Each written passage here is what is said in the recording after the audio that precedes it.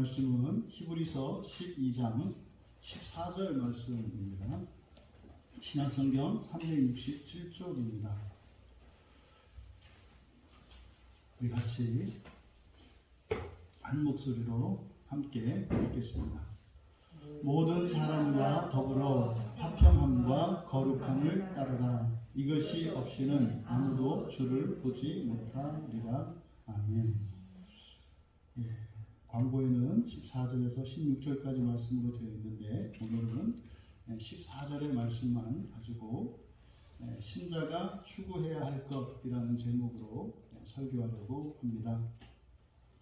이제 히브리서가 막바지에 이르고 있는데 히브리서 10장 19절에서부터 바로 앞에 12장 13절까지 일명 믿음장이라 일컬어지는 11장이 중심이 되는 이 히브리서 후반부에 이 말씀은 인내하는 믿음에 다룬 것이다. 인내하는 믿음에 대해서 다룬 것이라면 이제부터는 그 인내하는 신자가 목표로 해야 하는 것과 또 인내하는 신자의 실생활에 대한 적용적인 가르침을 관련하고 있다는 것을 우리가 알 수 있습니다.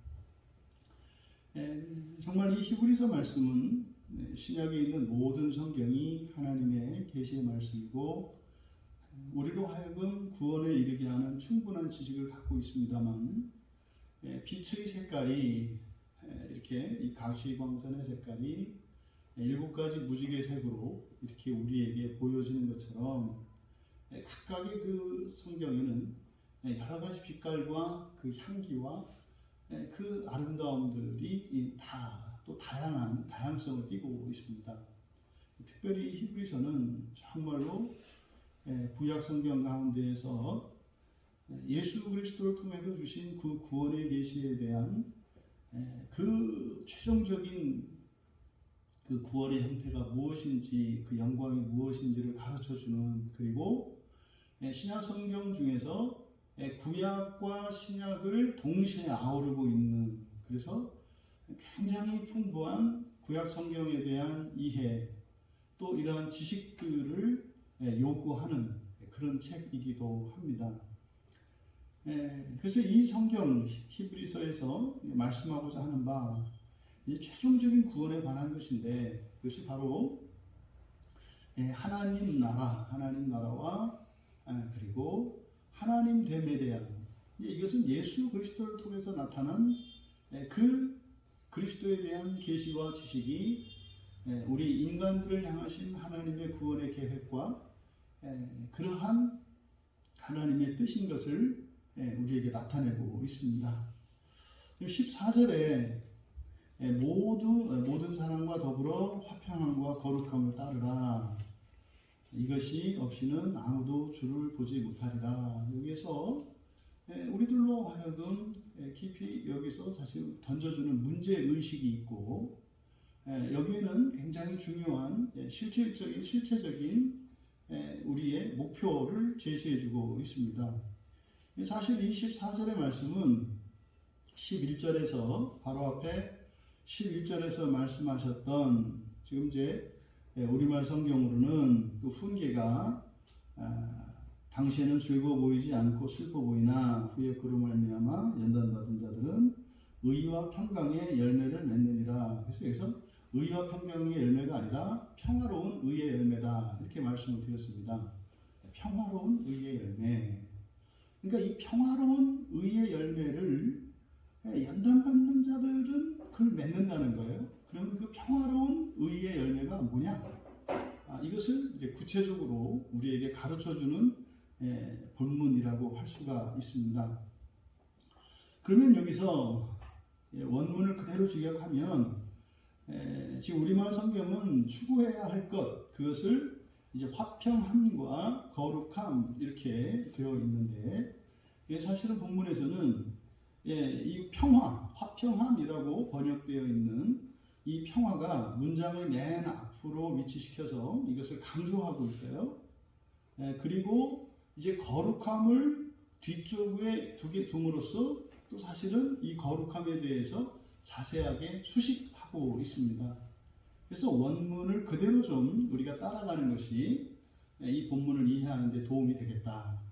그래서 그대로 직역하면 모두 함께 평화를 추구하라. 그리고 거룩함을 하면서 이제 그 뒤에 이것 없이는 아무도 주님을 보지 못할 것이다. 이렇게 되어 있거든요. 그러면 먼저 이 추구하라는 것, 이제 평화가 강조되고 있습니다만 먼저 추구하다. 이것은 이제 디오코입니다. 이 디오코라고 하는 단어는 성경에서 그 사냥꾼이 사냥감을 쫓아가는 것이라 했습니다. 그러니 여러분, 사냥꾼들이 그 사냥감을 쫓을 때의 그 사람들의 마음가짐과 그들의 행동과 이것을 연상해 보시면 압니다. 사냥꾼이 지금 그 사냥감을 향해서 쫓아갈 때 다른 생각이 없죠. 오직 그거 하나에만, 그 사냥감에만 완전히 몰입되어 있습니다. 그리고요, 죽을 힘을 다해서 뛰죠. 언제까지? 그걸 잡을 때까지. 그걸 잡을 때까지 이런저런 핑계 대지 않습니다. 조금 전까지는 뭐 다리가 아프다고 했던 사람도 어떤 힘이 어디서 나오는지 몰라도 무슨 발에다가 모타를 다른 것 마냥 높은 산도 막 뛰어 올라가는 일들이 일어납니다. 이게 뭐예요? 목표를 가지고 있는 사람들의 삶 속에서 일어나는 놀라운 능력이죠. 우리 안에 내재되어 있는 그런 초월적인 능력이 있어요. 이거는 뭐 목표를 쫓아갈 때만 아니라 뭐 이렇게 도망갈 때도 이제 이런 힘이 발휘가 됩니다. 제가 어린 시절에 그 과수원에서 서리하다 걸려가지고 주인이 막 그 개를 풀어놔가지고 도망가는데 엄청 가파른 경사를 제가 뛰어 올라왔던, 지금도 이해가 안 됩니다. 거기 보통 올라갈 때 이렇게 막 나무를 붙잡고 간신히 이렇게 앞에 있는 나무들을 이렇게 의지하고 이렇게 하나하나 올라가는 산인데 뒤에서 커다란 그 셰퍼드가 쫓아오니까 친구들하고 도망을 하는데 거기를 막 단숨에 달려서 한 4km 길을 간첩들 이상으로 그렇게 해서 집에까지 딱 갔던, 그게 우리 안에 내재된 힘이 있어요. 그래서 여기서 지금 추구하라라고 하는 이 말 안에는 우리 안에 내재되어 있는, 사실은 내재되어 있는 이것의 근본 원인은 하나님의 은혜죠. 이것을 보통 잠재력이라고 하는데, 이 잠재력은 그냥 우리 인간의 존재 안에서 나오는 것이 아니라 하나님의 은혜로 말미암아 우리 안에 주어진 것입니다. 그러니까 그 잠재력은 사실은 우리 안에 있는 죄가 가로막고 있어서 할 수 없다고 생각하게 하고 또 전혀 생각조차 할 수 없게 합니다. 그래서 여러분이 절대로 여러분의 인생을 제한하지 마라. 여러분의 인생을 제한하지 마라. 여러분의 능력도 제한하지 마라. 여러분의 과거와 여러분이 지금까지 살아왔던 여러분의 과거의 기억들과 또 여러분들이 발휘했고 경험했던 그런 능력들, 그리고 여러분에게 주어졌던 그런 환경들로 여러분을 제한하지 마라. 하나님의 은혜는 여러분이 예수 그리스도를 믿고 그리스도의 몸이 되었을 때에 여러분 전 존재에 전인격적인 은혜가 부어져서 여러분이 모르는 여러분 안에 내재되어 있는 능력들이 있고 또 여러분의 환경 속에서도 여러분이 아직 알지 못하는 그런 환경들이 여러분에게 제공되어 있다는 사실을 잊지 마시라는 겁니다. 이게 그리스도인들이 가져야 되는 가장 기본적인 몸풀기예요. 신앙생활을 할 때 운동을 하기 전에 몸을 풀지 않습니까? 우리가 예수를 믿고 살아갈 때 본격적인 신앙생활을 하기 위해서 해야 되는 것이 몸풀기인데 이게 몸풀기입니다. 근데 어떤 사람들은 평생 몸만 풉니다. 평생 몸만 풀고 본 게임을 하지를 않아요. 계속 하루 종일이 아니죠. 평생 동안 그냥 좌우로 앞으로 굽혔다 뒤로 굽혔다 스트레칭 했다.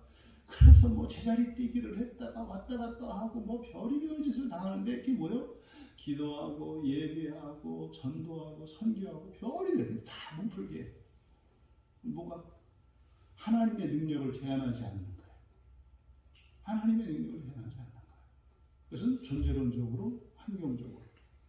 더 나아가서 여러분들이 결과와 그 과정과 수단을 여러분들이 고정시키지 않는 거예요. 목표도 여러분이 지정하고 또 그 목표를 이루는 그 과정도 여러분이 지정하고 또 그 과정에 동원되는 수단도 지정하는 이게 있어요. 이게 이제 우리 할머니 하와 할머니가 선악과를 따먹음으로써 하나님과 같이 되어가지고 뭐하는 일에만 죄 짓는 일에만 그러니까 죄 짓는 일에만 하나님과 같이 되어가지고 그러니까 부정확한 목표를 세우고 그리고 불완전한 그런 과정과 수단들을 마치 그것을 절대적인 것이냐 여러분 걱정하시는 모든 게 다 그것 때문이에요. 여러분들이 이러하면 잘 될 것이다라고 하는 결론, 여러분이 내어놓은 결론 그것이 될까 안 될까 조마조마 불안불안하고 또 여러분이 정해놓은 이런 과정들 거기에서 한 치라도 벗어나면 절대로 원하는 결과를 얻어낼 수 없을 것이라고 하는 자기 맹신적인 자기 확신 그리고 뭐 형편없는 그런 수단을 만드는 것처럼 생각하는 큰 착각 이런 것들이 우리들의 여러분들의 여러분이나 저나 우리가 가지고 있는 모든 근심 걱정과 과거의 후회에 대한 근본적인 원인이에요. 그러니까 여러분 목표와 과정과 수단의 모든 것을 선하신 하나님께 의탁해야 돼요. 근데 그것은 맹목적으로 뜻대로 하옵소서가 아니죠. 우리가 그 하나님의 선하신 뜻이 무엇인지를 알아가며 하나님께 전적으로 의탁하는 겁니다. 그럼 하나님의 선하신 뜻을 알아가는 길은 성경입니다. 성경을 통해서 하나님의 선하신 뜻을 알아가면서 하나님께 전적으로 의탁하고 믿음으로 순종하며 나아가는 거예요. 이게 사실은 그리스도인의 신앙의 몸풀기거든요. 근데 이게 안 되면 그러니까 여러분들이 가끔 이렇게 좀 은혜도 있다가 또 되는 것 같았다 안 됐다 이런 거 하잖아요. 그러니까 마치 여러분들이 막 운동하다가 쥐가 났다가 또 뛰다가 쥐가 났다 하는 거예요. 근데 문제는 축구 45분 경기를 뛰는데 40분 지나고 5분만 뛴다는 거죠.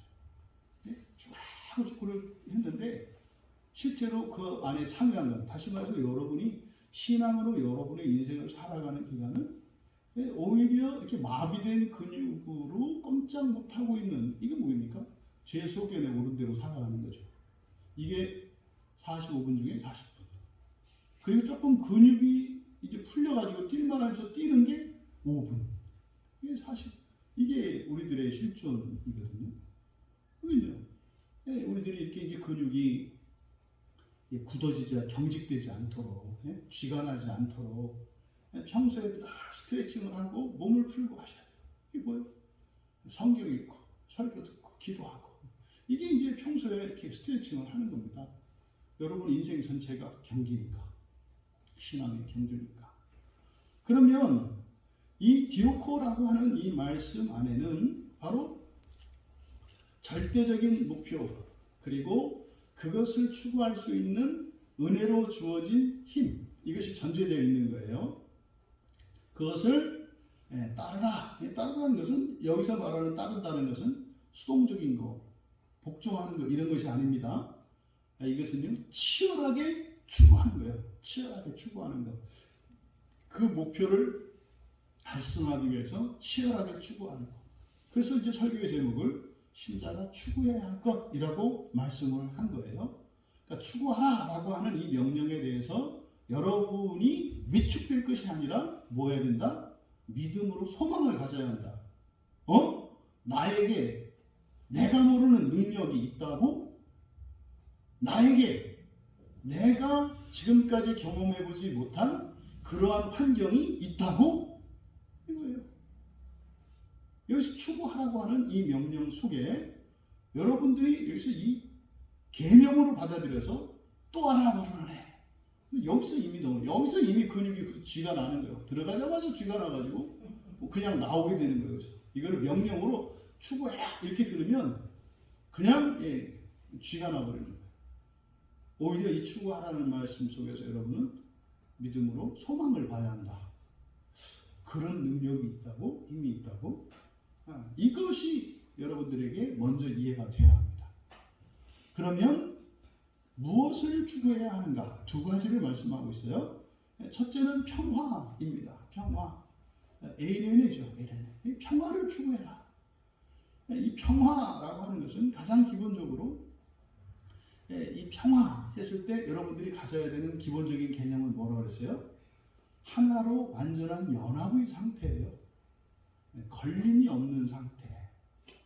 이것은 모든 존재와 관계와 질서와 그 모든 것이 완전한 질서를 이루어서 연합하고 있는 상태입니다. 그래서 모든 것이 똑같아지는 것이 아니에요. 개체의 다양성, 각자의 하나님의 모든 창조된 이 피조물들의 다양성과 그들의 완전성, 이 모든 것이 완벽한 하나님의 창조 질서 안에서 연합되어진 상태예요. 조화를 이룬 상태. 이것이 평화입니다. 그러니까요, 아무 그림도 없는 하얀 도화지를 평화롭다고 하지 않아요. 완벽한 그림을 평화롭다고 한다 이 말이에요. 완벽한 그림을 평화롭다고 한다. 여러 가지 선과 모양과 이런 색채들과 구도들이 어우러지면서 이루어낸 이것이 평화예요. 평화. 이것은 이런 창작 예술 안에서 또 우리가 일상생활 속에서 이 평화를 누리죠. 그래서 이 평화의 가장 중요한 개념은 완전한 질서로 하나로 연합된 상태를 의미한다는 것. 그래서 이 평화라는 말은 뭐 이 세상에서는 평화 그러면 전쟁이나 분쟁이 없는 상태를 의미하죠. 전쟁이나 분쟁이 없는 상태. 그런데 실제로 일반 학문에서도 특히 인간의 사회와 국가 간의 질서를 다루는 사회학이나 정치학에서도 전쟁이 없는 상태를 평화라고 하지 않아요. 거기에는 전쟁이 없는 것뿐만 아니라 자유와 인권과 안정과 번영과 행복이라고 하는 동반되어지는 모든 부수적인 조건들이 모두 갖추어진 상태를 평화라고 합니다. 죽일 필요도 없고 죽임 당할 이유도 없고 또 죽임 당할 처지도 아니고 죽일 처지도 아닌 이런 것을 평화라고 합니다. 그래서 이 평화가 개인과 개인 사이에는 조화를 이루어 일치된 화목이죠. 그래서 여기서 지금 화평함이라고 하는 것은 이것은 이제 사람들 사이의 관계의 긴장과 갈등이 없는 상태를 강조하기 위해서 우리말 성경에서는 화평함이라고 했죠. 그런데 여기서 다루고 있는 평화의 주제는 단순히 인간들만의 문제가 아니라 또 더더군다나 교회 안에 있는 교인들 간의 평화만이 아니라 이것은 인간과 자연, 더 나아가 창조 세계 모두, 더 나아가 물질 세계와 영적 세계 모두를 아우르는 평화입니다. 그래서 이걸 화평 정도로 화평이라고 하는 것보다는 원래적인 그 말 그대로 평화라고 하는 것이 좋다. 더 나아가서 이 평화의 최종적인 목적은 뭡니까? 하나님과 우리의 평화예요. 그래서 예수 그리스도께서 십자가에 죽어주신 것은 하나님과 우리 사이에 화목해 해주시려고 평화를 이루어 주시려고 한 거 아닙니까?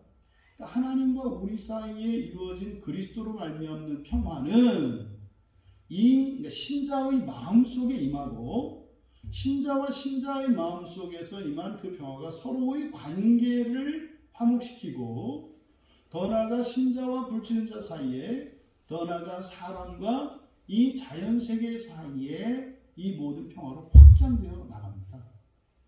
이것을 우리가 염두에 둬야 되죠. 또 우리 개인적으로 존재론적으로는 이런 질병과 무능력으로부터의 회복이 평화예요. 여러분이 마음 편안하시려면 어떻게 됩니까? 능력을 가지셔야 되고요. 여러분들의 몸과 마음과 정신과 여러분이 속해 있는 모든 공동체의 여러 가지 장애 요소들과 결핍들, 한계들이 다 극복돼야 하고 그런 것이 다시는 위협받지 않을 때라야 평화로울 수 있잖아요. 그렇지 않고서는 우리들이 누리는 평화를 그래야 일시적인 평화입니다. 간헐적인 평화입니다. 또 제한적인 평화입니다. 어느 한쪽은 여전히 문제 가운데 있지만 단지 일부분에 있어서 일시적으로 해결되어서 얻는 평화죠. 그래서 매우 이 세상에서 우리가 누리는 평화는 제한적이고 그리고 일시적인 평화에 불과합니다. 근데 여기서 말하는 평화는 그런 평화가 아니죠. 완전한 평화를 이야기하는 거죠. 결국 여기서 지금 평화를 추구하라라고 했을 때 사실 이 평화는요, 이런 모든 관계적 질서의 완성을 의미해요.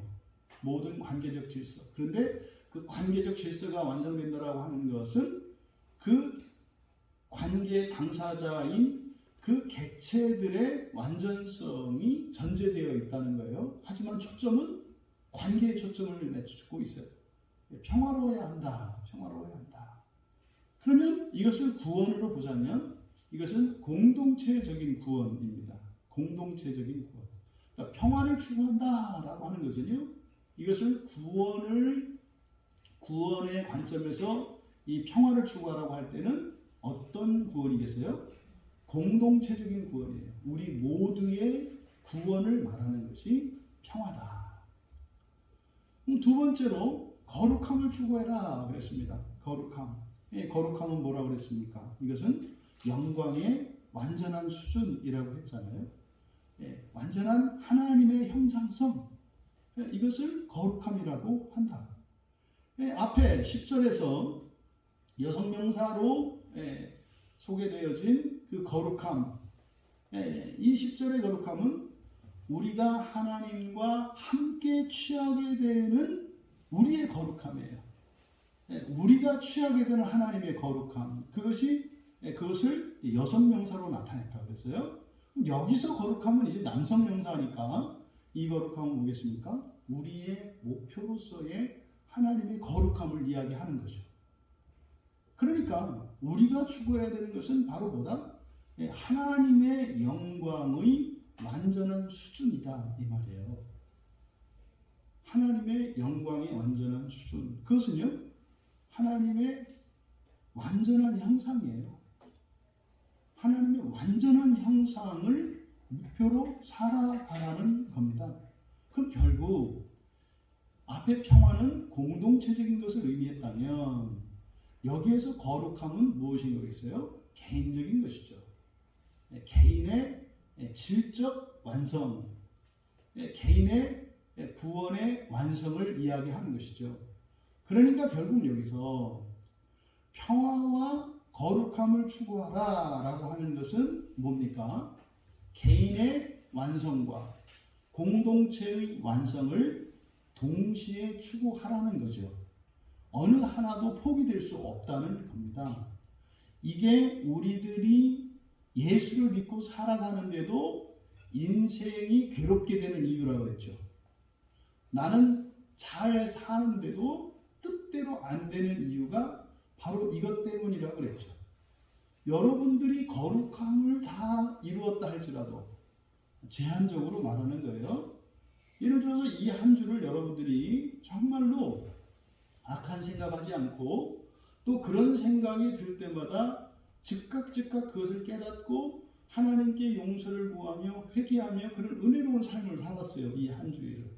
그러니까 여러분이 정말 하늘을 우러러 한 점 부끄럼 없이 살 때가 있어요. 그랬다 이 말이에요. 그랬는데 삶이 너무나 고달프고 힘들어요. 이때는 무엇 때문에 그런 거예요? 평화 때문에 그런 거죠. 평화 때문에. 또 반대로, 교회 안에, 또 여러분 가족 안에, 부족한 게 없어요. 하나님의 은혜가 넘쳐요. 만사 형통해요. 그런데요, 내 마음에는 북풍한 셀이 몰아쳐요. 그냥 시베리아 불판이에요. 그냥 이것만 봐도 눈물이 나고, 저것만 봐도 한숨이 나고. 그럼 왜 그러냐 그러면은, 왜 그런 이유가 없어요? 이건 뭐의 문제예요? 거룩함의 문제인 거죠. 그래서 여러분 개인의 구원의 완성과 여러분이 속해 있는 공동체의 구원의 완성이라고 하는 것은 모두 함께 이루어져야 한다. 근데 문제는 이것이 어떻게 일어난다? 시차를 두고 또 선후로 일어난다. 이것이 우리의 인생 안에 찾아오는 여러 가지 시험과 유혹들이고 환난과 고난들의 이유인 것이에요. 이 두 가지가 완성되기 위해서.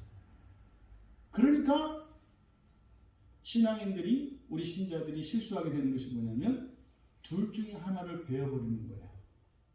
그러니까 둘 다 하려고 하니까 너무 힘들어요.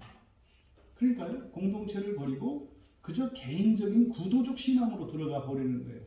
그러니까 이런 사람들이 이제 수도원적 영성을 추구하면서 개인적 영성을 추구하면서 살아가게 되죠. 그럼 이건 뭐 스나 다를 바 없는 마음의 평화. 물론 질적으로도 차이가 나죠. 절간에 가서 돛 닦는 것과 교회에서 돛 닦는 것은 엄청난 차이가 있죠. 하지만 그러함에도 온전하지 못하다는 점에서는 예외가 아니다. 또 반대로요, 우리의 온전함, 이런 거룩함을 버리고 그저 평화를 추구해요.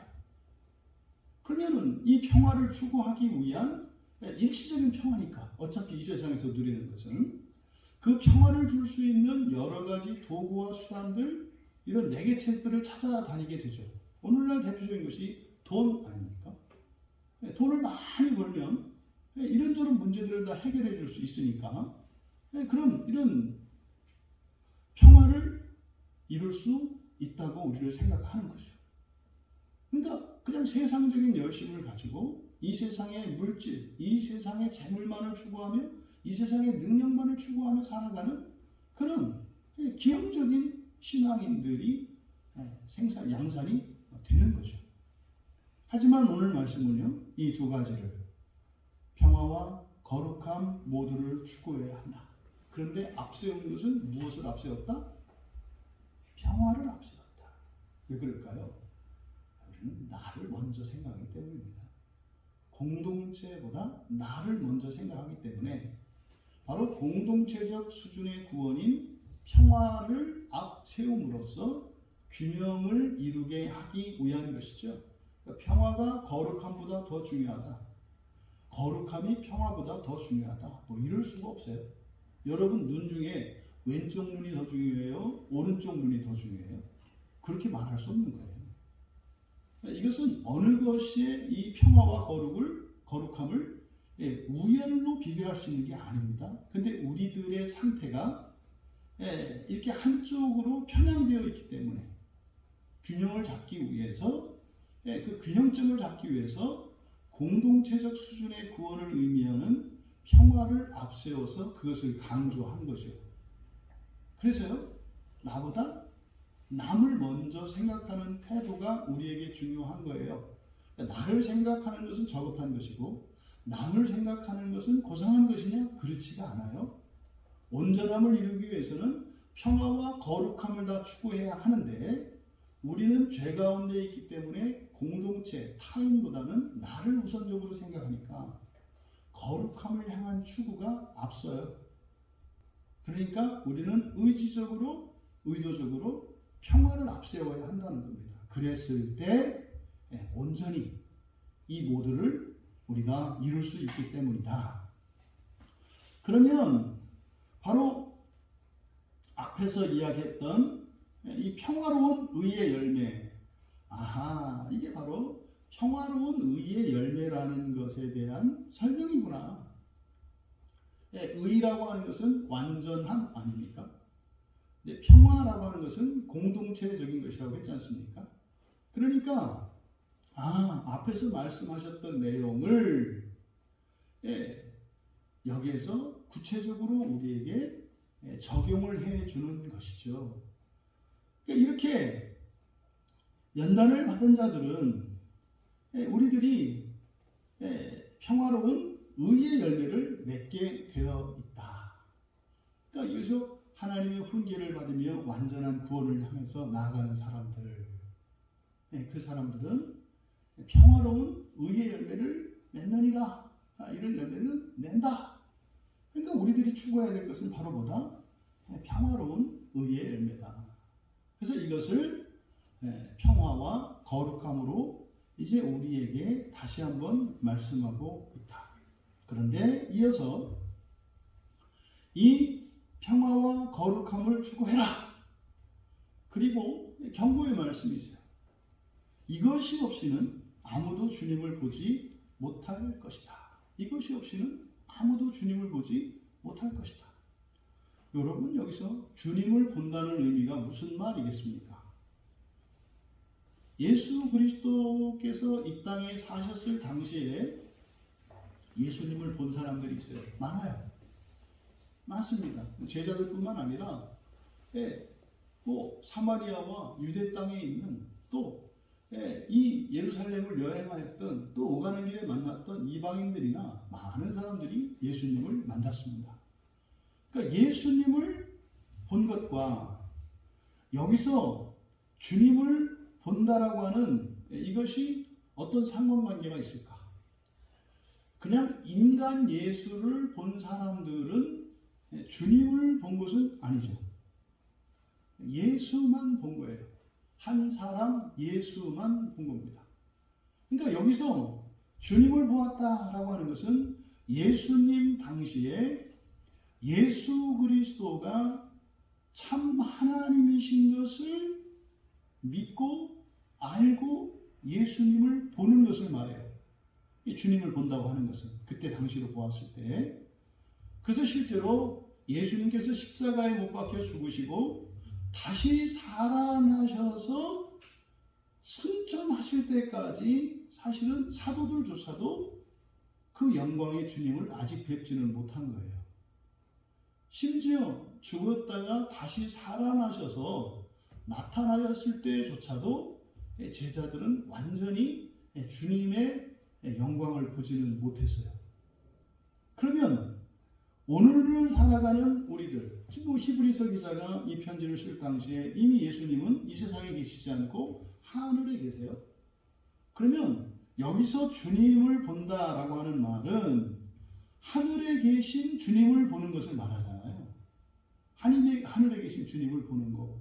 그러면요, 1차적으로 예수님이 재림하실 때 보는 게 주님을 보는 거겠고, 또 그러면 주님이 재림하시기 이전에 우리가 살아서 보든지 죽어서 보든지 천상에 계신 예수 그리스도를 보는 것을 의미하는 거잖아요.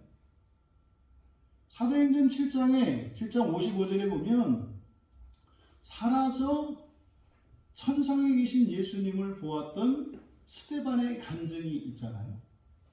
스데반이 하늘을 봤어요. 하늘을. 그랬더니요, 거기에 하나님 우편에 서 계신 예수님을 봤다고요. 직접. 그러니까 여러분, 어떤 사람은 이렇게 살아서 주님의 영광을 볼 수도 있는 거예요. 근데 성경에 보면 이게 일반적인 것은 아니에요. 이것은 예외적으로 하나님께서 주시는 특별한 경우이지, 그래서 이것을 일반적인 것으로 일반화시킬 수 있는 것은 아니에요. 이것은 하나님의 주권에 달려있는 거예요. 무슨 말이냐면, 하나님, 저도 살아생전에 스데반처럼 하나님 우편에 계신 주님을 뵙고 싶어요. 이런 것은 기도의 제목이 될 수 없다고 말씀을 드리는 거예요. 그건 하나님의 주권에 달려있는 거예요. 그러면 스데반이 보았을 당시의 상황을 여러분들이 생각을 해보시면 돼요. 여러분이 스데반과 같은 상황이 되면 보여주실 수도 있어요. 그러니까 그건 기도할 일이 아니라 뭐예요? 죽을 자리를 찾아가시면 돼요. 그리스도를 위해서 죽을 자리를 찾아가면 될 일이지, 보여주시옵소서 맨날 여러분들이 죽은 자리에서 해봐야, 그 자리에서 해봐야 아무 소용이 없어요. 또 구약에서도요, 에스겔 8장 4절 보면 에스겔이 하나님의 영광을 보거든요. 에스겔서에 많이 나옵니다. 에스겔서 8장, 9장, 10장, 11장, 43장 여러 군데에서 하나님의 영광을 보았다라고 하는 이러한 기록이 있거든요. 또 족장들이 하나님을 보잖아요. 물론 주의 천사들, 주의 사자들을 통해서 봅니다만, 또 아브라함이나 이삭과 야곱, 요셉, 또 이런 믿음의 선진들이 또 선지자들이 보지는 못할지라도 귀로 듣지 않습니까? 그리고 율법을 계시받은 모세도 하나님의 영광을 보지 않습니까? 그러면 여기서 주님을 보지 못할 것이다. 그래서 주님을 본다고 하는 것은 바로 천상에 계신 예수님을 보는 것인데, 영광의 주님, 그러니까 주님의 영광을 보는 거죠. 그러면 여기서 또한 주님을 보는 것과 구원은 어떤 상관관계에 있는가를 우리가 또 생각해 봐야 돼요. 구원은 뭘까? 그리고 하나님을 본다는 것은 뭘까? 그럼 우리가 구원에 대한 이야기를 우리들이 이제 계속 설교를 통해서 하나님 성경을 통해서 구원에 대한 계시들을 사실은 계속 듣고 있잖아요. 구원이라고 하는 이 말씀 안에 하나님의 창조와 새 창조 전체가 다 들어가 있어요. 구원이라는 말 안에. 그러니까 어마어마하게 넓고 높고 깊고 두꺼워요. 헤아릴 수 없을 만큼 길고 헤아릴 수 없을 만큼 높고 깊은 것이 구원에 관한 지식이에요. 근데 이 구원에 관한 지식은 세상을 창조하시기 이전에 사람에 대하여 가지신 하나님의 구원의 계획이죠. 근데 그것이 시간과 공간 속에, 다시 말해 역사와 여러분들의 일생 속에서 경험되어지는 구원은 다양하고 다층적입니다. 여러분이 마음이 우울하고 답답할 때 하나님께서 마음에 위로해 주시고 안정을 찾게 해주시고 평화를 갖게 하고 기쁨과 소망으로 가득 채워주십니다. 이것도 구원의 한 장면이죠. 또 하나, 육체의 큰 질병으로 인해서 아주 고질적인 그 고통 가운데 있을 때 일시적으로라도 하나님께서 그 고통을 중지시켜 주시는 일들이 있어요. 또 근원적으로 그러한 것을 완전히 말려주시는 그런 일도 있죠. 지난주에 뵀던 어떤 분이 그저 입에 달고 사는 말이 모든 게 하나님의 은혜다. 모든 게 하나님의 은혜다. 모든 게 하나님의 은혜다. 감사해라 감사해. 이렇게 입에 달고 사신대요. 근데 그분이 성경을 많이 알고 있느냐, 또 이렇게 그분의 삶이 굉장히 기독교적이고 성경적이냐, 그렇지가 않아요. 그런데 그분이 그냥 입에 달고 하는 말이 모든 것이 하나님의 은혜다. 왜냐하면 그분이 가지고 있는 고질병이 교회에서 예배드리다가 고쳐졌대요. 그리고 그냥 눈먼 자와 같았던 눈이 번쩍 띄어서요. 시력이 그냥 독수리 눈같이 밝아지고 또 고질적으로 몸에 있던 질병이 없어진 거예요. 그냥. 그러니까 그걸 이분은 뭐라고 얘기하냐면 하나님의 은혜다 이렇게 얘기를 하는 거예요. 사실은 바꿔 말하면 뭡니까? 알 수 없다죠. 나도 내 눈이 왜 이렇게 됐는지 나도 몰라. 이거를 하나님의 은혜다 이렇게 얘기를 하는 거예요. 근데 정말로 하나님의 은혜인 줄 알려면 그분이 그것을 통해서 이루고자 하시는 하나님의 구원의 계획을 아셔야죠. 그럴 때 비로소 진정한 의미의 은혜가 돼요. 왜요? 은혜는 사명에 부어지는 것이기 때문에. 사명에 부어지는 것이기 때문에. 하지만 그분은 그렇게 고백을 해요. 하나님의 은혜입니다. 왜요? 육체적으로 이것을 경험하게 되면 그래서 이게 확정적이에요. 말씀드렸나요? 제가 옛날 집사 때 그 교회에 그냥 담임 목사님의 정말 그냥 눈동자와 같고 입에 혀가 같았던 어떤 권사님이 있어요. 근데 그 권사님은 그 큰 횟집을 이렇게 이제 하는 분이었는데 그분이 하다가 손가락이 잘렸어요. 칼질을 하다가 마디가 잘렸어요. 그 병원에 갔는데 봉합이 안 되는 거예요. 그래가지고 마디 한 마디 넘어서게끔 이 손가락이 없어요. 근데요, 이분이 부흥회 끝나고 나서부터 손가락이 간질간질해지고 이상하더래요.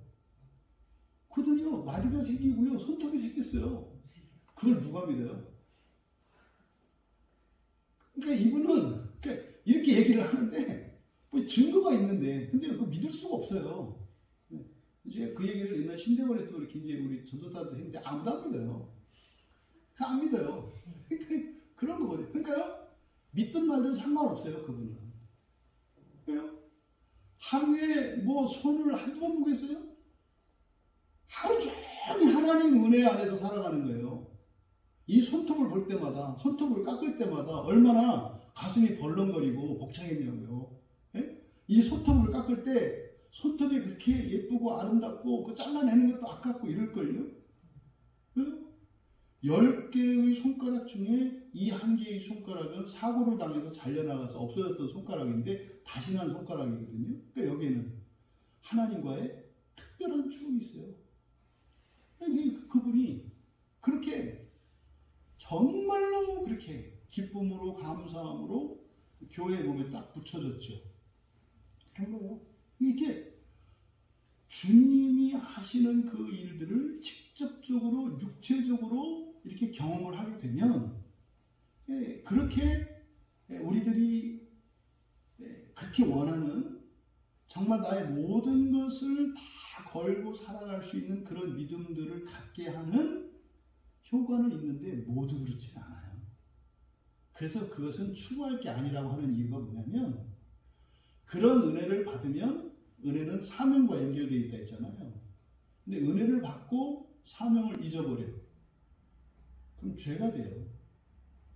죄가 된다고요. 그래서 기적이나 이런 기적들을 체험하고 이러한 것을 기도할 수는 있습니다만 그렇게 됐을 때 정말로 하나님을 향하여 나의 인생의 이 초점이 바뀌고 이 세상과 하나님 나라 사에 대한 이런 가치관의 변화가 일어나지 않는다면 그건 오히려 불행한 일이 된다 이 말이에요. 그런데 성경을 보면요, 그런 이적들을 체험했을 때 믿음을 더 가지게 되고 사명을 깨닫게 되는 일들이 흔치 않습니다. 대부분 그것으로 끝나고 떠나는 경우들이 많아요. 오히려 그것으로 하나님이 주신 은혜로 죄의 길을 가는 경우들이 더 많아요. 더 많아요. 그래서 이런 체험들보다는 진리로 우리를 깨우쳐 주시고 진리로 하나님 앞에 나아갈 때 부수적으로 동반되어지는 은혜들이 오히려 우리에게 안전하고 복되지, 그런 은혜로 부어주시는 그런 이적들을 통해서 우리의 믿음을 키워가려고 하는 것은 매우 위험한 것이다. 위험한 것이다. 지금도 그 이적들을 찾아서 헤매는 사람들 많습니다. 지금도. 한번 그것을 맛본 사람들은요, 그 마약은 저리 갈아요. 신나거든요. 그 짜릿함이 있고요. 그 가슴 시원한 그게 있는데 그거를 어떻게 그 설교자가 주겠어요? 진리 안에서 찾아야 한다고. 진리 안에서. 그래서 우리의 누수의 변화를 통해서 진리로 말미암는 그 본성의 변화에서 하나님의 이적을 느껴야지. 그래서 여러분들은 이적을 어디서 봐라? 거울에서 봐라. 거울에서. 거울을 볼 때 여러분들이 그 이적을 봐야 된다고요. 참, 네가 하나님의 은혜로구나. 네? 앞서 말씀드렸던 그 권사님은 손가락을 보고 하나님의 은혜예요. 또 지난주에 뵀던 그분은 이렇게 시력을 보고 하나님의 은혜요 그랬지만 여러분들은 그냥 거울 앞에 서서 여러분의 전 존재가 하나님의 은혜다. 이렇게 할 수 있게 되기를 바라요. 여러분, 그럼 여기서 영광 주님을 본다는 것, 사실은요, 이 주님을 본다는 것은 그러니까 하나님의 영광과 관계되어지는 것인데 구원의 최종적인 형태인 거죠. 그러면 우리가 살아서 주님을 뵙든 죽어서 주님을 뵙든 최종적으로 우리가 주님을 다 함께 보아야 하는 것이 어디입니까? 하나님 나라예요. 하나님 나라예요. 하나님 나라. 하나님 나라에서 우리가 주님을 볼 수 있어야 하는 거죠. 그러면 구원과 주님을 보는 것 사이에는 연속성도 있고 불연속성도 있다. 연속성은 구원받은 자라야 주님을 볼 수 있어요. 구원받은 자라야 주님을 볼 수가 있어요. 그런데 모든 구원받은 자들이 주님을 보는 것은 아니에요. 이것이 성경의 가르침이에요. 지금 14절의 말씀이 뭡니까? 평화와 거룩함을 추구하되 누구와? 모든 사람과 함께입니다. 모든 사람과 함께입니다. 그러니까 모든 사람과 함께 평화와 거룩함을 추구해라. 그렇지 않으면, 이것이 없으면 하나님을 볼 수 없다. 그러면요, 예수를 믿은 구원 사람들을 구원받은 사람들이라고 한단 말이에요. 성경에서요, 예수님이 마가복음 16장 16절에서 믿고 세례받는 사람은 구원을 받을 것이다 그랬어요. 지금 오늘 여기 나오신 분들은 다 믿고 세례를 받으신 분들이에요. 구원 받으신 분들이시거든요. 다 구원 받았어요. 믿고 세례받은 사람들은 구원 받은 사람들이에요. 분명히 구원에 대해서 예수님이 그렇게 말씀하셨단 말이죠. 그런데 오늘 말씀은 이것이 없이는 아무도 주를 보지 못할 것이다. 그러니까요, 구원이라고 하는 것은 세 시제가 있다고 그랬죠. 과거 시제가 있고, 현재 시제가 있고, 미래 시제가 있다. 예수를 믿고 세례를 받아서 얻은 구원, 이거는 과거 시제의 구원이에요. 이미 이루어진 구원이에요. 이거는 불변하는 겁니다. 없어지지 않아요. 그리고요, 과거에 이미 일어난, 다시 말해 이미 시작된 구원은 반드시 완성이 돼요.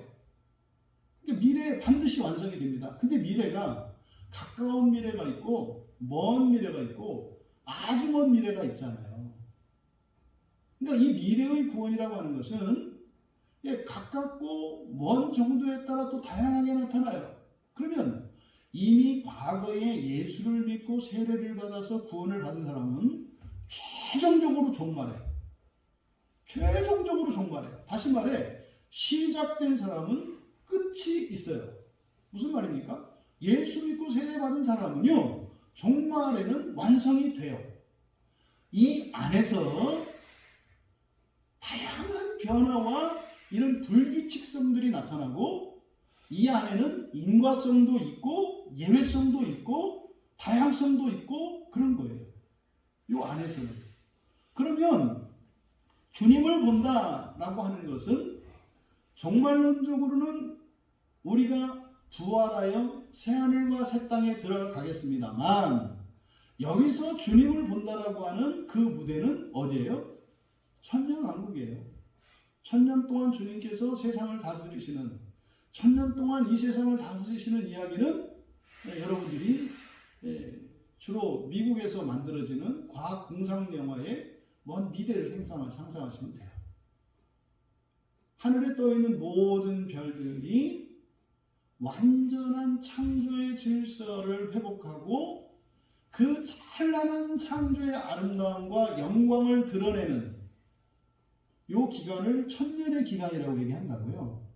그럼 여기서 주님을 본다는 것은 바로 그때를 말하는 거예요. 그러니까 믿고 세례를 받아서 구원을 얻었고 종말에 하나님을 보게 되는 그것이 아니라 그 종말 이전에 다시 말해서 우리들이 살고 있는 이제로부터 종말까지의 그 기간에 주님을 보는 것을 의미한다. 로마서 10장 9절에 보면 입으로 예수를 주로 시인하고 또 그를 죽은 자 가운데서 살리신 것을 내 마음에 믿으면 구원을 받을 것이다. 이건 미래 시제거든요. 이건 미래 시제의 구원이에요. 그러면요, 받는다가 아니라 그냥 미래 시제로 받을 구원에 대해서 얘기한 거예요. 그러면 여러분들이 예수를 믿고 세례를 받았음에도 불구하고 여러분의 삶 속에서 예수님을 주님으로 시인하고 참으로 예수님이 죽은 자 가운데서 살리셨던 것을 믿으면 받게 되는 구원이 있어요. 이게 은혜의 체험이 다른 거예요. 똑같이 예수를 믿고 세례를 받았는데 삶 속에서 경험되어지는 하나님의 구원의 일들은 신자들 개인마다 달라요. 왜요? 주님으로 영접하는 것과 참으로 죽은 자 가운데서 살렸다라고 하는 것은 창조를 말해요. 생명이 없는 상태에서 다시 생명 있게 하시는 것. 그러면 여러분의 인생을 주님께서 이끌어 가시고 이미 사라졌던 것 그리고 도저히 소망이 없는 것들에서 소망을 주시는 하나님이신 것을 믿으실 때 마치 고목에 싹이 트는 것과 같은 고목과 같은 내 인생에 새싹을 나게 하시는 그 구원의 일들이 현재의 삶 속에서 미래적으로 일어나요. 그러니까 이거는 되기도 하고 안 되기도 해요. 왜요? 내가 나의 삶에서 주권을 인정하지 않으면 일어나는 미래적 구원은 경험할 수가 없어요. 내가 내 인생을 주인으로 살아갈 때 진행되어지는 현재적 구원은 일어나지 않습니다. 내가 예수 그리스도를 주님으로 인정하고 주권을 하나님께 드렸을 때, 그런데요, 주권을 드리는 것뿐만 아니라 무엇이에요? 하나님의 능력을 믿고요, 그것을 주체적으로 참여하는 겁니다. 그러면 하나님의 주권을 인정하며 주체적으로 살아간다고 하는 것은 무엇이냐면 나의 모든 것으로 나의 최선을 다하되 결과에 대해서는 주님께 전적으로 맡기고 살아가는 최선을 다하며 자유로운 삶을 말해요. 이게 알 듯 모를 듯 할 수도 있는데, 왜냐하면 우리가 우리 최선이 뭔지 몰라요. 어느 한쪽에서는 최선을 다하지 않고 살았고 또 어떤 곳에서는 넘치게 살았기 때문에 뭐가 나의 최선인지를 몰라요. 그러니까 어떤 부분에 있어서는 더 힘을 내야 되는 영역이 있고 어떤 부분에 있어서는 좀 힘을 빼야 되는 영역이 있죠. 이런 부조화가, 이런 무질서가 우리의 내면뿐만 아니라 우리의 삶 속에 혼재되어 있습니다. 그래서 이걸 찾아내려고 지금 하는 게 마음기경 일지를 지금 하는 이유가 이걸 찾아내려고 하는 거예요. 이거 찾아내는 게 바로 뭡니까? 그냥 나의 나됨을 아는 거예요. 나의 나됨을 알면 기준이 생기잖아요. 아, 이 부분은 넘쳤구나. 그러니까 이거는 좀 걷어내야 되겠네. 아, 이 부분에 있어서는 내가 게으르고 엄살피우고 있었구나. 그래서 채워야 되겠죠. 이 균형점을 찾아갈 수 있는 게, 그래서 사람을 아는 지식에서 나를 아는 지식이에요. 객관적인 사람에 대한 지식보다 나에 대한 지식입니다. 또 하나님 지식은 뭐예요? 내 안에 있는 심겨진, 나의 안에 심겨진 이 영성, 신성이죠. 그것을 알아서 우리의 본성과 우리의 전인격을 변화시켜가는, 이게 하나님을 아는 지식과 사람을 아는 지식이 중요하다고 하는 것은 객관적이고 일반적인 지식뿐만 아니라 여러분에게 그것이 주관화돼야 돼요. 사람으로서의 내가 누구인지, 하나님의 자녀로서의 내가 누구인지를 아시는 거죠. 그래서 넘치고 모자라는 것을 여러분이 분별하고 그 결핍을 또 넘쳐나는 것을 함께 조화를 이루며 일치시켜 가는 거, 평화를 이루는 거잖아요. 그래서 우리가 하나님과 하나님을 아는 지식과 사람을 아는 지식이 중요하다고 할 때 객관적이고 일반적인 지식일 뿐만 아니라 주관적이고 개인적인 지식, 이 모두를 의미한다. 일반적이고 객관적인 지식을 알아야 나가 나의 위치가 어디인지 알게 되는 것이고, 또 나에 대한 이런 주관적인 지식을 알고 있어야 이런 일반적인 지식이 의미가 되는 거죠. 그러면 이 구원과 주님을 보는 것 사이에 긴장이 있다는 것, 이것을 우리가 알 수 있어요. 그러니까 다시 한번 여기서 우리가 깨닫게 되는 게 뭡니까? 구원이 다 같은 구원이 아니다. 네? 한국 돈 9원도 있고 미국 돈 9달러도 있고 틀리다 이 말이에요. 9라고 하는 숫자의 의미가 다르다. 네? 구원은 9달러에 비교할 바가 안 된다. 네? 그러니까 우리가 말하는 구는 이 지상에 있는 9달러가 아니라 천상의 구가 돼야 된다. 천상의 구가 돼야 된다. 그렇게 우리들에게 예수를 믿고 세례를 받고 구원 받을 수 있도록 하신 주님의 뜻은 무엇을 위한 거예요? 주님을 보기 위한 거예요. 바꿔 말하면 주님도 우리를 보기 위해서 이렇게 하신 거예요. 그러니까요, 하나님의 창조와 재창조, 다시 말해서 모든 구원은 무엇을 위해 있습니까? 만남을 위해서 있어요. 주님이 여러분을 보고 싶어 하십니다. 너무 그리워하십니다.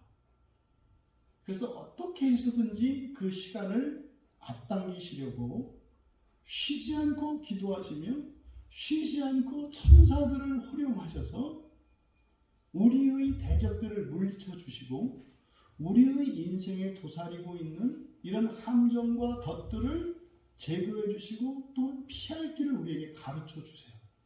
이게 그리스도인의 삶이죠. 그러면 우리가 살아야 할 길은 뭐다? 바로 평화와 거룩함을 모든 사람과 함께 추구하는 것이다. 우리 그리스도인들의 삶의 분명한 목표, 모두 함께, 모두 함께, 모두 함께 평화와 거룩함을 추구하는 것이다. 간단하게 이걸 한 문장으로 말했습니다만 여기에는 많은 긴장과 어려움과 그 뜻을 곰곰이 생각하면 한숨이 나오죠. 나 혼자 그 평화와 거룩함을 추구하는 것도 쉽지 않은 일인데 턱걸이 걸리는 게 뭐예요? 모두 함께입니다. 모두 함께. 그 함께하는 모두 속에는 누가 포함되어 있습니까? 반대로 가려는 사람도 있고 곁길로 가려는 사람도 있고 또 그냥 더 이상 그만하고 중단하려고 하는 사람들이 있어요. 근데 그 사람들을 우리가 갈고리로 끼워서 갈 것이 아니라 그들을 어떻게 해요? 사랑으로 감화시키며 그들을 인내하며 그들이 일어날 때까지 그 옆에 서서 기다리고 섬기면서 가야 되는 거예요. 또 잘못된 길을 옳은 길인 줄 알고 가려고 하는 그들을 다리를 부러뜨려 가지고 들것에 실어서 가는 것이 아니라 그들로 하여금 바른 판단을 하게 하고 그럼 어떻게 되겠어요? 그 시행착오로 인한 그 결과, 그로 인한 피해를 같이 봐야 돼요. 버려두면 안 되잖아요. 버려두는 주님을 볼 수가 없잖아요. 함께 가야 되잖아요. 여러분, 이렇게 하는 것은 부당한 것이 아니라 하나님께서 우리에게 가르쳐 주신 이 진리들은 무엇 하나 군더더기가 없습니다. 이렇게 하지 않으면 안 되는 거예요. 사실은요, 이렇게 해도 원래는 안 되는 거예요. 이렇게 한다고 되는 게 아니에요. 잊지 마셔야 돼요. 하나님이 무슨 말씀을 하셔서 그 계명을 따라서 순종했을 때 이렇게 했으니 내마라 이런 자세가 얼마나 어리석은 것인지 구원의 은혜가 뭔지 모르기 때문에 그렇게 하는 거죠. 성경에 있는 모든 명령을 다 지키고 율법을 지킴에 있어서 부족함이 없을지라도 결국 하나님이 우리에게 주시는 구원은 가능한 것이 아니라 불가능한 것이라는 사실 여러분들이 잊지 마셔야 돼요. 종종 그런 신자들을 보죠. 하나님의 때가 다 임했음에도 불구하고 하나님을 원망하고 하나님의 선하심을 인정하지 않아서 자기 옆에 보따리로 주어졌는데도 불구하고 보따리를 푸지 못하는 신자들을 많이 봐요. 그리고 나서 어떻게 해요? 보따리를 자기 옆에서 그 보따리를 끌어야 되는데 보따리를 내비두고 또 그 보따리를 찾아서 산 넘어갑니다. 몇 년 뒤에 다시 그 자리로 와서 여기 있었네 그래요. 이상하다. 여기 와본 데 같은데 뭐 이렇게 하는 거죠. 여러분, 하나님께서 우리가 주님을 다시 보는 그 날까지 우리가 낙심하지 않도록, 지루해하지 않도록, 혼란 속에 빠지지 않도록 분명한 증거들을 우리의 삶 속에 남겨두세요. 그것이 사실은 복과 은혜죠. 그 복과 은혜를 누리면서 살아갈 수가 있어요. 그것을 위해서 어떻게 해라? 모든 사람과 함께 평화와 거룩함을 추구하라는 겁니다. 그것의 최종적인 목표는 뭐다? 주님을 보는 것이다.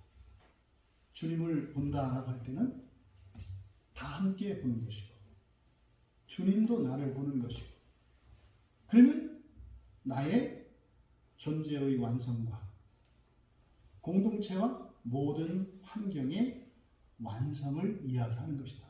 그게 뭐예요? 첫째 부활이에요. 그게 첫째 부활이에요.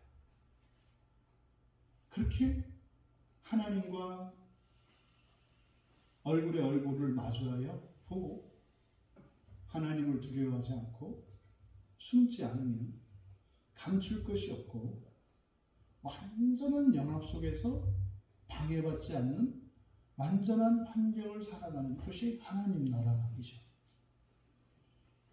우리 모두 함께 그렇게 평화와 거룩함을 추구하며 살아가자. 하루빨리 모두 다 함께 주님을 볼 수 있는 그 영광의 날이 임하기를 주님의 이름으로 축원합니다. 우리 말씀을 생각하며 잠시 기도합니다. 오늘 말씀을 생각하며 기도합시다. 참된 신자가 인생을 살아가며 추구해야 할 것에 대해서 오늘 히브리서 기자는 분명하게 말씀해 주셨습니다. 모두가 함께, 모두가 함께.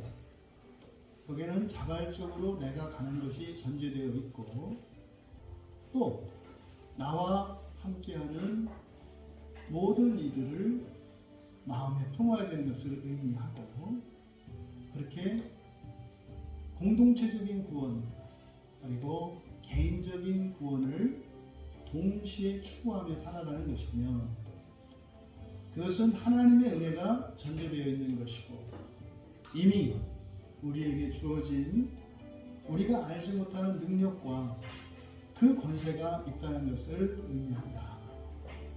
이 시간 말씀을 생각하며 우리 인생을 다시 한번 되돌아보고 정리하는 시간을 가집시다.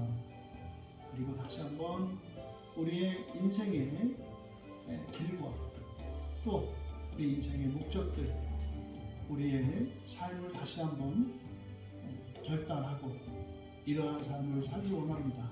여러분 스스로가 결론을 내리고 그렇게 은혜를 구할 수 있도록 우리 함께 기도합니다.